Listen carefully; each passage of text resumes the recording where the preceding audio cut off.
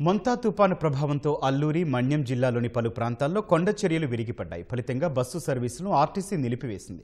తుపాను తీవ్రత తగ్గగానే పునరుద్ధరిస్తామంటున్న RTC regional manager Appal నాయుడుతో ఈటీవీ ముఖాముఖి. మొంతా తుఫాన్ ప్రభావంతో ఆర్టీసీ పలు ప్రాంతాల్లో సర్వీసులు నిలిపివేసింది. ప్రధానంగా మన్యం జిల్లాలైన అరకు, పాడేరు, అల్లూరి సీతారామరాజు జిల్లాలకు ప్రధానంగా సర్వీసులు నిలిపివేసింది. ఏ ప్రాంతాలకు సర్వీసులు నిలిపివేసిందో ప్రస్తుతం ఆర్టీసీ రీజనల్ మేనేజర్ మనతో ఉన్నారు. ఆయన్ని అడిగి తెలుసుకుందాం. సార్ చెప్పండి, ప్రధానంగా ఏ జిల్లాలకు సర్వీసులు నిలిపివేశారు? కాకినాడ, అమలాపురం ఆ సర్వీసులతో పాటు ఇక్కడ మన్యం జిల్లా, అదేవిధంగా అల్లూరి జిల్లాకు కూడా క్యాన్సిల్ చేయడం, ముఖ్యంగా భద్రాచలం కూడా క్యాన్సిల్, సీలేరు బస్సులు కూడా క్యాన్సిల్ చేయడం, అదేవిధంగా ఇంటర్స్టేట్ అయిన మన్యం జిల్లా దాటి వెళ్తుంది కాబట్టి అది క్యాన్సిల్ చేసాం. అక్కడక్కడ కూడా కొండ చర్యలు కూడా విరిగిపోవడం సంఘటనలు కూడా అక్కడ జరిగింది. దీన్ని దృష్టిలో తీసుకొని సేఫ్టీకి ముఖ్యం ఇచ్చేసి 30% వరకు మేము క్యాన్సిల్ చేసామండి.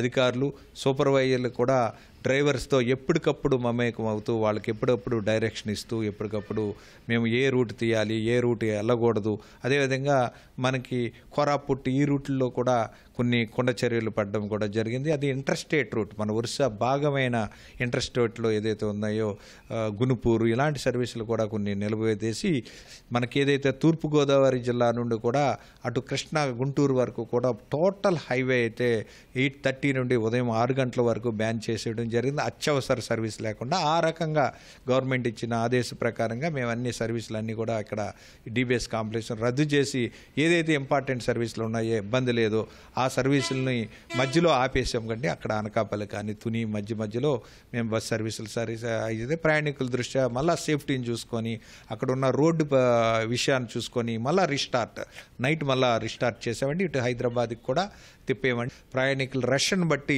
మేము తిప్పుతూ పోతూ ఉన్నాము. మాకు ఎక్కువ మన విశాఖపట్నంలో సిటీ సర్వీసులు అయితే మెజారిటీ 80% ఆపరేషన్ చేసుకుంటూ స్లోగా సర్వీస్ లేనప్పుడు కట్ చేయడం జరిగింది. లాంగ్ డిస్టెన్స్ ఏదైతే ఉందో కొండ చర్యలు ఉన్న రూట్లు ఏదైతే ఉందో అరకు ప్రధానం ఉంది. ఇలాంటి సర్వీసులన్నీ మన్యం జిల్లాకి ఇలాగ సర్వీసులన్నీ కూడా భద్రాచలం కూడా వెళ్ళే పరిస్థితి లేదు కాబట్టి సీలేరు మీద ఆ సర్వీస్ కూడా నిలుపుదల చేసామండి. ఇవన్నీ కూడా రేపటి నుండి భద్రాచలం ఇవన్నీ కూడా సీలేరు ఇవన్నిటి కూడా రేపటి నుండి అన్ని కూడా కల్వర్ట్స్ అన్ని కూడా వాటర్ వస్తుంది.